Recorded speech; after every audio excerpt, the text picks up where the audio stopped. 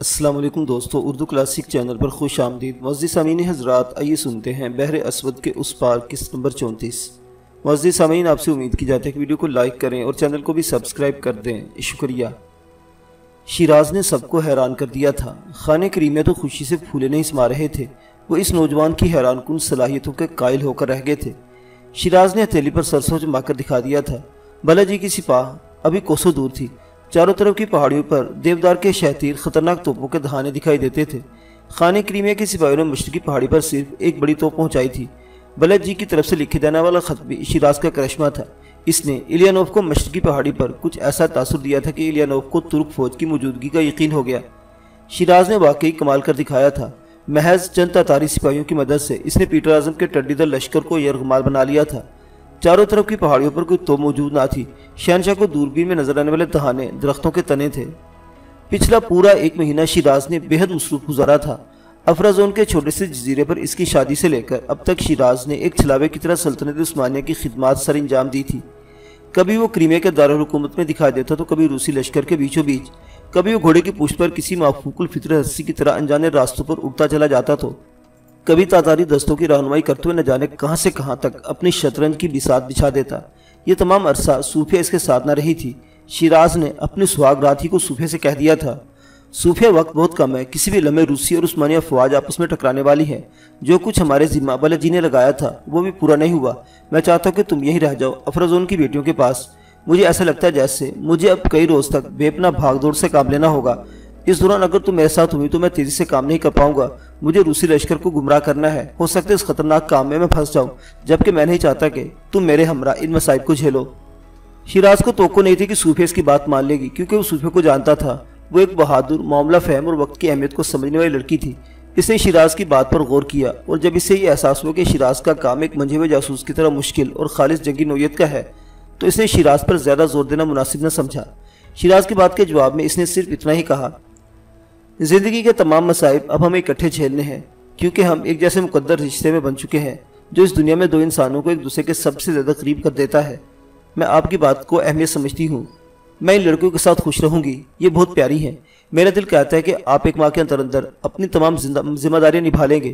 اس وقت تک میں اس چھوٹے سے خوبصورت جزیرے پر آپ کا انتظار کروں گی، اور ویسے بابا بھی تو میرے ساتھ ہیں، مجھے کسی چیز کا ڈر نہیں۔ آپ اپنا کام اطمینان سے کیجیے۔ شیراز نے زندگی کی سب سے حسین رات افرازون کے جزیرے پر گزاری تھی۔ وہ دونوں رات بھر باتیں کرتے رہے تھے، ہر زبان کی باتیں، آنکھوں، انگلیوں، ہونٹوں اور احساسات کی باتیں۔ صوفیہ کے لیے یہ تجربہ کسی سہانے خواب کی طرح تھا۔ اپنی شادی کے بعد شیراز نے محض 2 دن جزیرے پر گزارے تھے، اور یہ 2 دن بھی وہ زیادہ وقت بیڑے پر رہا تھا، کیونکہ ارسلان پاشا کی حکمت عملی سے انہوں نے بغیر کوئی صوبت اٹھائے اور بغیر کسی کا خون بہائے بیڑے پر انقلاب برپا کر دیا تھا۔ عبداللہ پاشا کو بڑی خاموشی کے ساتھ گھیر کر گرفتار کر لیا گیا تھا، اور عثمانی بیڑے کی زمامِ کار ارسلان پاشا نے سنبھال لی تھی۔ اب شیراز فارغ تھا، اسے فوری طور پر نزدیکی اسلامی صوبہ کریمیہ پہنچنا تھا، کیونکہ کریمیہ سے محض 50 کلومیٹر کے فاصلے پر روسیوں کا ٹڈی دل لشکر گزرنے والا تھا۔ شیراز نے وقت ضائع کیے بغیر کریمیہ پہنچنے کو ترجیح دی۔ وہ خانہ کریمیہ سے ملا۔ خانہ کریمیہ کو امیر البحر ارسلان پاشا اور صدر اعظم بالاجی کی خطوط دیے تو خانہ کریمیہ شیراز کے ساتھ ہر قسم کا تعاون کرنے کے لیے تیار ہو گیا۔ شیراز نے اپنے فلسفیانہ ذہن کو استعمال کرتے ہوئے ایک ایسی حکمت عملی تیار کی کہ آخر تک ترک کے تمام پتے شیراز کے ہاتھ میں ہی رہے۔ اس نے چند تاتاری سپاہیوں کو چارے کے طور پر استعمال کرنے کی اجازت خانہ کریمیہ سے حاصل کی، اور پھر ایک روز اچانک وزار روس کے لشکر میں پہنچ گیا۔ اب وہ خود کو مقدونیہ کا عیسائی سردار ظاہر کر رہا تھا۔ اس نے لشکر کا پہنچتے ہی اندازہ لگا لیا تھا کہ پیٹر اعظم کے بجائے اس کے ملکہ کیتھرین پر اثر انداز ہونا زیادہ بہتر ثابت ہوگا۔ اس نے بادشاہ اور ملکہ سے کہا تھا کہ وہ تاتاریوں اور مسلمانوں کا شدید دشمن ہے، اور یہ کہ وہ 5 خطرناک تاتاری جاسوسوں کو اکیلا گرفتار کر کے لایا ہے جو روسی لشکر کی رسد کاٹنے والے تھے۔ اس نے یہ بھی کہا کہ اگر وہ بروقت نہ پہنچتا تو اب تک تمام روسی رسد جو لشکر سے 2 میل پیچھے سفر کر رہی تھی آگ کے شعلوں کی نظر ہو چکی ہوتی۔ ملکہ کیتھرین شیراز سے بہت متاثر ہوئی۔ شیراز نے اپنا یونانی نام زینان بتایا تھا۔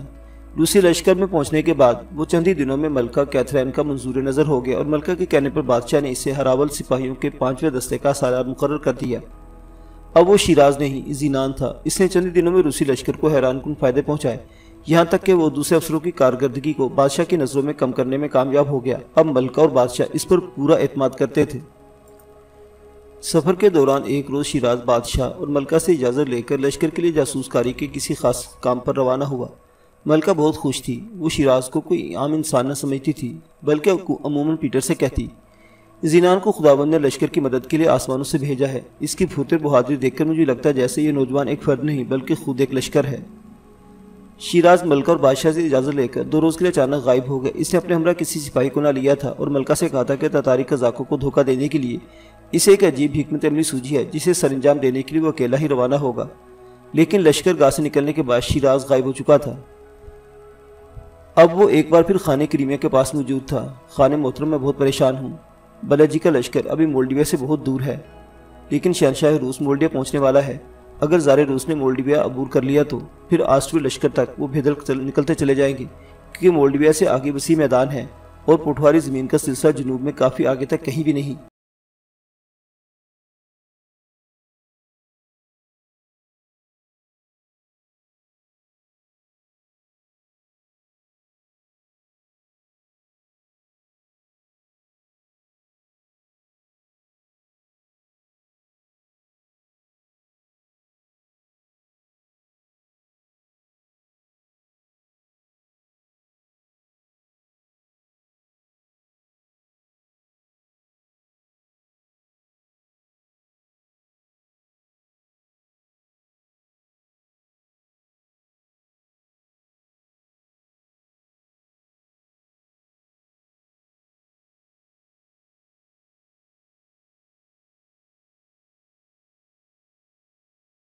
عیسائی لشکر کو پڑاؤ ڈالنے کا مشورہ دوں جہاں وہ کسی چوہے کی طرح پھنس جائے، لیکن مصیبت یہ ہے کہ میں آگے کے راستے نہیں جانتا۔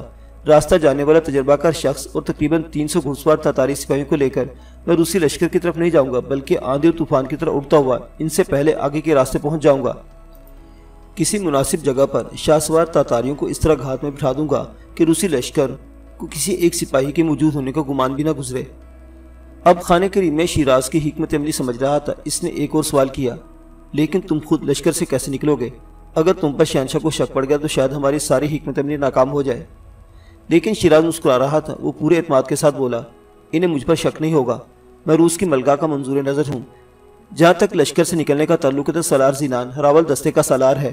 وہ کسی بھی وقت پیش قدمی کا راستہ صاف کرنے کے لیے لشکر کے آگے آگے جا سکتا ہے۔ آپ میری خاطر پریشان نہ ہوں۔ میری زندگی سلطنت عثمانیہ کی امانت ہے۔ بس مجھے صرف ایک ایسی جگہ کا پتہ معلوم کرنا ہے جہاں میں پیٹر کے لشکر کو پھنسا سکوں۔ تب خانے کریمیہ نے ایک عجب مسکراہٹ کے ساتھ شیراز کی طرف دیکھا، اس کے کندھے پر تھپکی دی اور کہا، ان راستوں کو مجھ سے زیادہ کوئی نہیں جانتا۔ میرا لشکر تو اپنے وقت پر روسی فوج کے عقب میں روانہ ہوگا، لیکن میں تمہارے ساتھ وقت سے پہلے چل سکتا ہوں۔ شیراز کی آنکھیں حیرت سے پھٹی کی پھٹی رہ گئی۔ کریمیہ کا حکمران خانے کریمیہ از خود شیراز کے ساتھ چلنے کی بات کر رہا تھا۔ یہ کیسے ہو سکتا تھا؟ کریمیہ کا اپنا ایک بڑا لشکر تھا جو فی الوقت دفاعی حالت میں کریمیہ کے چاروں طرف موجود تھا، کیونکہ کریمیہ کے نزدیک سے پیٹر کی افواج گزر رہی تھی۔ بے شک تاتاری اتنے جنگجو تھے کہ روسی لشکر بھی کریمیہ کا کچھ نہ بگاڑ سکتا تھا، لیکن پھر بھی وقت اور حالات کا تقاضا یہ تھا کہ خانے کریمیہ اپنے ملک میں موجود رہے۔ شیراز نے اسی حیرت کے سبب خانے کریمیہ سے کہا، خانے محترم، آپ خود میرے ساتھ چلنے کے لیے تیار ہیں۔ آپ کا یہاں سے کہیں بھی جانا مناسب نہیں۔ آپ کسی اور آزمودہ کار سپاہی کو میرے ہمراہ بھیج دیں۔ نہیں، یہاں کسی کو پتہ نہیں چلنا چاہیے کہ میں یہاں موجود ہوں۔ مجھے تمہاری منصوبہ بندی قابل عمل دکھائی دیتی ہے۔ اگر میں روسی لشکر کے سر پر موجود رہوں تو مجھے زیادہ خوشی ہوگی۔ اہم بات یہ کہ تم پیٹر کو دلدل کی طرف کیسے لاؤ گے؟ میں نے سب کچھ سوچ لیا ہے۔ اگر تم پیٹر کو دلدل کے پہلو میں لا کر بٹھا دو تو میں صرف چند 100 سپاہیوں کی مدد سے اسے چوہے دان میں قید کر کے مار دوں گا۔ میرے لیے کریمیہ کا حکمران ہونے سے زیادہ فخر کی بات یہ ہے کہ میں روسی شہنشاہ کا سر کاٹ کر اپنے نیزے پر سجا سکوں۔ دلدل؟ ایسی دلدل کہاں ہے؟ خانے کریمیہ نے مسکراتے ہوئے جواب دیا، مولڈویا کے کنارے میں ایسی دلدلیں بہت ہیں، لیکن سب سے بڑی دلدل دریا پرت کے کنارے چٹانوں کے جنگل میں ہے۔ یہ عجیب جنگل ہے، چٹانی سلسلے سے شروع ہو کر دریا پرت کے کناروں تک یوں پھیلی ہوئی ہے کہ ایک پل کے لیے بھی دلدل ہونے کا گمان نہیں ہوتا۔ دور دور تک سبزے کا میدان دکھائی دیتے ہیں۔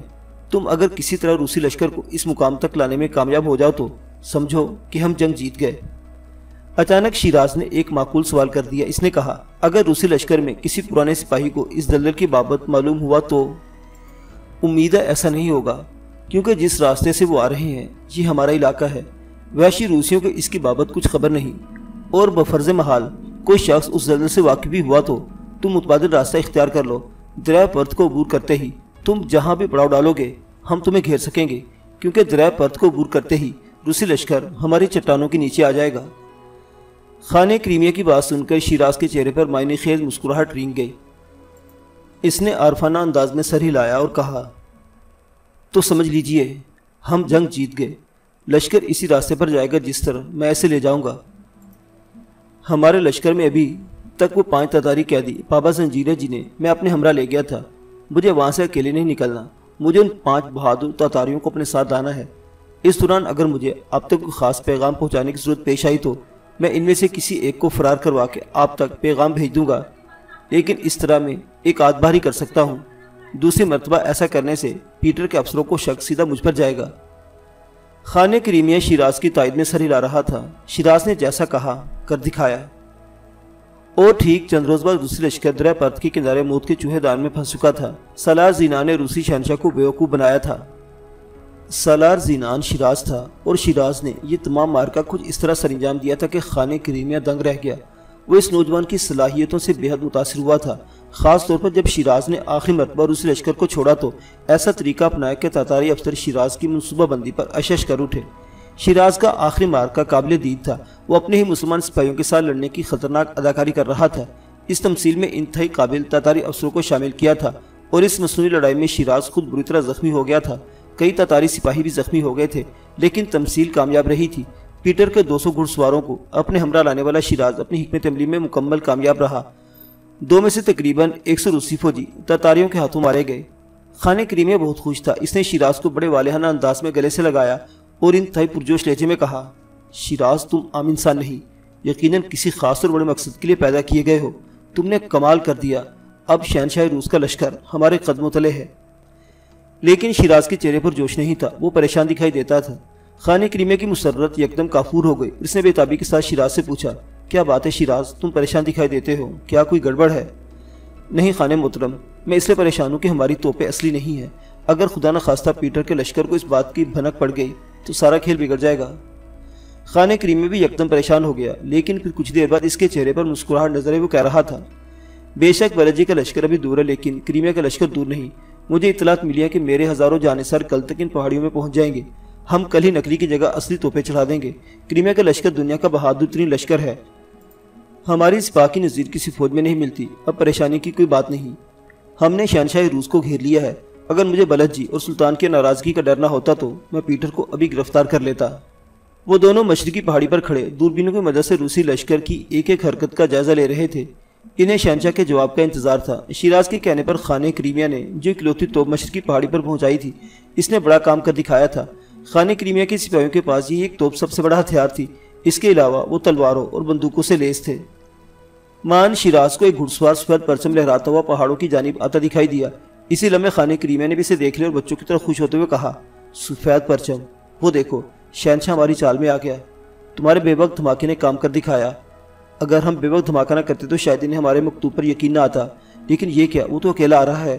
ہماری شرائط میں تو لکھا تھا کہ مولڈوے کے حکمران کو پابہ زنجیر ہمارے پاس بھیجا جائے۔ مجھے لگتا ہے ایک دھماکہ اور کرنا پڑے گا۔ شیراز نے یکلت خانہ کریمیا کی طرف گھوم کر دیکھا اور کسی قدر گھبرائے ہوئے لہجے میں کہا، نہیں خانہ محترم، اگر ہم نے دوسرا دھماکہ کی تو پیٹر کو یقین ہو جائے گا کہ ہمارے پاس صرف ایک ہی توپ ہے، کیونکہ دوسرا دھماکہ بھی ہم اسی مقام سے کریں گے۔ مجھے یقین ہے کہ پیٹر آسانی سے ہماری شرائط نہیں مانے گا۔ وہ شاید آج رات کی تاریکی میں اپنے پیدل دستے پہاڑیوں کی طرف بھیجے۔ ہمیں آج رات کسی خونریز مارکے کے لیے تیار رہنا چاہیے۔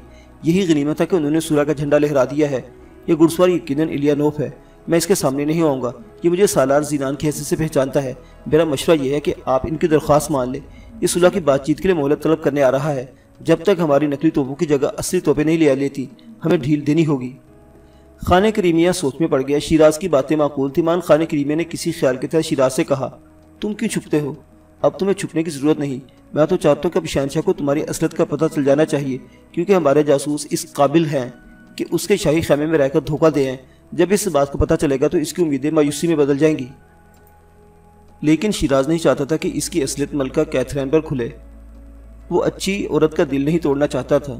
شیراز نے ایک مبہم سی دلیل کا سہارا لیا، نہیں خانہ محترم، ابھی میرا سامنے آنا مناسب نہیں۔ ہو سکتا ہے مجھے پھر سالار زینان بن کر ان کے لشکر میں جانا پڑے۔ بہتر یہ ہے کہ حسب سابق الیانوف کے ساتھ آپ بات چیت کریں۔ اگر ایسی بات ہے تو تم چہرہ چھپا لو، لیکن میں چاہتا ہوں کہ الیانوف سے تم بات کرو۔ تم روسی لشکر کے بارے میں جانتے ہو اور تمہارے لیے شہنشاہ کو مناسب پیغام بھیجنا زیادہ آسان ہے۔ دوبارہ نقلی بلدجی کو دکھانے کی ضرورت پیش آئی تو ہم اسی ترک سپاہی کو پھر طلب کر لیں گے جو ہمارے ہمراہ یہاں موجود ہے۔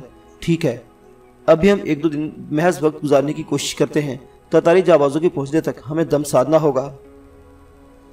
شیراز بار بار خانہ کریمیا کی تردید نہ کر سکا، چنانچہ شیراز نے چہرہ چھپا کر الیانوف سے خود بات چیت کا فیصلہ کیا۔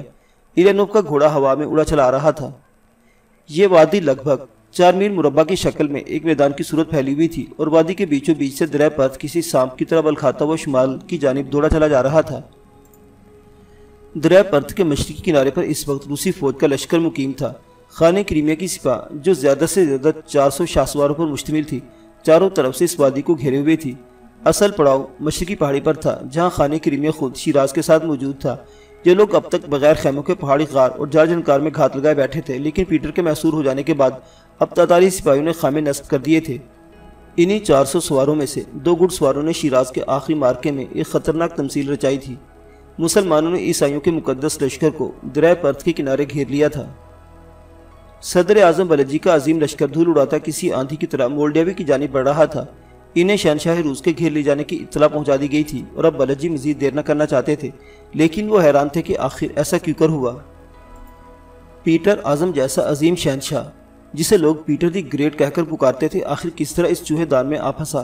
بلدجی کو اپنے کانوں پر یقین نہ آ رہا تھا، لیکن اطلاع دینے والے پختہ کار جاسوس تھے اور پھر ایک روز اچانک بلدجی کے پاس خود خانہ کریمیا کا نمائندہ بھی آ پہنچا۔ اب بلدجی کو یقین ہو گیا کہ سچ مچ پیٹر دی گریٹ کا لشکر تاتاریوں کے گھیرے میں آ چکا ہے۔ چنانچہ عثمانی افواج کی رفتار تیز ہو گئی۔ یہ ایک عظیم سپاہ تھی جس کی قیادت بلدجی کر رہے تھے۔ نائب صدر اعظم عثمان پاشا اور رئیس افندی عمر پاشا بھی لشکر کے ہمراہ تھے۔ عثمانیوں کی فوج پیٹر کی سپاہ سے زیادہ تھی۔ صدر اعظم آسٹریوی لشکر سے پہلے روسیوں کے ساتھ نمٹنا چاہتے تھے، لیکن خانہ کریمیا نے تو ان کا سارا کام خود ہی نمٹا لیا تھا۔ عثمانی لشکر پورے تمطراق اور شان و شوکت کے ساتھ آگے بڑھتا رہا۔ ہزاروں سوار دستوں کو پہلے روانہ کر دیا گیا تھا۔ پولینڈ کا حکمران چارلس بھی عثمانی افواج کے ہمراہ تھا۔ یہ وہی بادشاہ تھا جسے پیٹر نے پے در پے شکستیں دے کر پولینڈ سے نکال دیا تھا اور آج کل چارلس سلطنت عثمانیہ کا مہمان تھا۔ شیراز اور خانہ کریمیا کا مورچہ بہت زیادہ بلندی پر نہیں تھا، یہی وجہ تھی کہ کلوتی توپ کا گولہ زار روس کے خیمے کے نزدیک پھینکا جا سکتا تھا۔ چاروں پہاڑیاں اب تاتاری سپاہیوں سے آباد تھی۔ مشرقی پہاڑی کے عقب میں ایک اور وسیع آبادی تھی جہاں خانہ کریمیا کے حکم سے عثمانی لشکر کے لیے جگہ ہموار کی جا رہی تھی۔ عثمانی لشکر اس وسیع خطہ اراضی میں پڑاؤ ڈالنے والا تھا۔ خانہ کریمیا نے جنگی اصلاحات کے مطابق اس خطہ اراضی کو خطہ منتظریہ کا نام دیا تھا۔ تمام وادی گھنے اور طویل درختوں سے اٹی پڑی تھی۔ مئی کا مہینہ درہ پرت کے کنارے نئی بہاریں لا رہا تھا۔ مشرقی پہاڑیوں کے عقب میں سر دست خانہ کریمیا کے مختصر دستوں کے خیمے تھے، لیکن بہت جلد خطہ منتظرہ عظیم اسلامی افواج سے آباد ہونے والا تھا۔ کریمیا کے صوبے سے بھی جنگجو تاتاریوں کی فوج اس جنگ میں شریک ہونے کے لیے پہنچنے والی تھی۔ الغرض 18ویں صدی تک کی عیسائی دنیا کے سب سے طاقتور حکمران پیٹر دی گریٹ کو چاروں طرف سے موت کے شکنجے میں جکڑنے کے تمام انتظامات مکمل تھے۔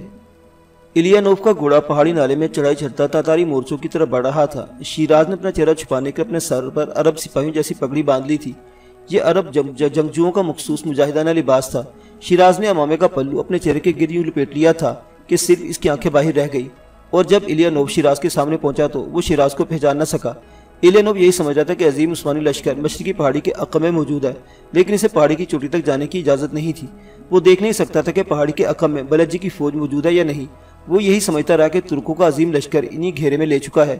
الیانوف نے پیٹر کا خط شیراز کو تھمایا تو یہ سوچ کر اس کے دل میں حیرت پیدا ہوئی کہ مسلمان سالار نے چہرہ کیوں چھپا رکھا ہے۔ شیراز نے الیانوف کے ہاتھ سے خط وصول کیا اور الیانوف کو تاتاری سپاہی شیراز اور خانہ کریمیا کے پاس سے ہٹا کر ایک طرف لے گئے۔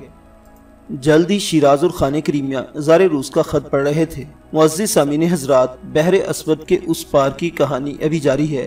بقیہ واقعات اگلی قسط میں دیکھتے رہیے اردو کلاسک۔ اللہ حافظ۔